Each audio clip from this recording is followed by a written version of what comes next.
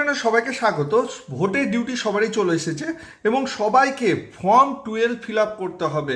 তো ফর্ম 12 কি করে ফিল আপ করতে হবে সেটা নিয়ে আলোচনা করব, কিন্তু ফর্ম 12 ফিল আপ করার আগে আপনাকে প্রথমে আপনার পার্ট নম্বর এবং সিরিয়াল নম্বর জানতে হবে।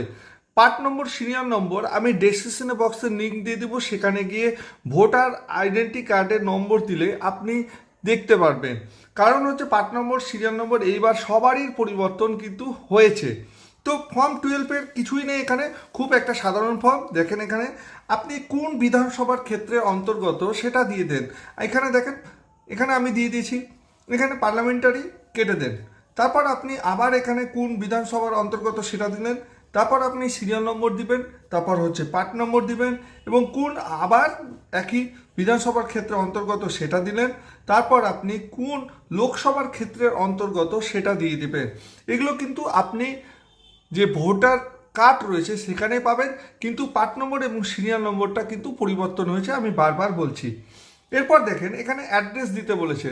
তো অ্যাড্রেসটা এমনভাবে দেন যেটা আপনার কাছে খুব তাড়াতাড়ি এবং খুব সহজেই চিঠি যেন পৌঁছায়। খুব আপনি স্কুলের ঠিকানা দিতে পারেন, আপনি যেখানে চাকরি করেন সেখানে দিতে পারেন, আপনি যে বাড়িতে ভাড়া থাকেন সেখানে দিতে পারেন, আপনার বাড়ির ঠিকানা দিতে পারেন, যেখানে চিঠি তাড়াতাড়ি পৌঁছাবে সেখানে দেন।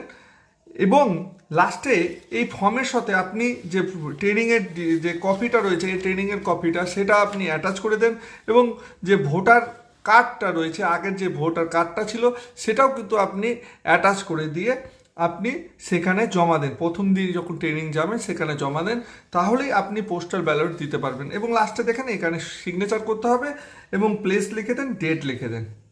ডেটটা যেদিন জমা দেবে সেই দিনই লিখবেন।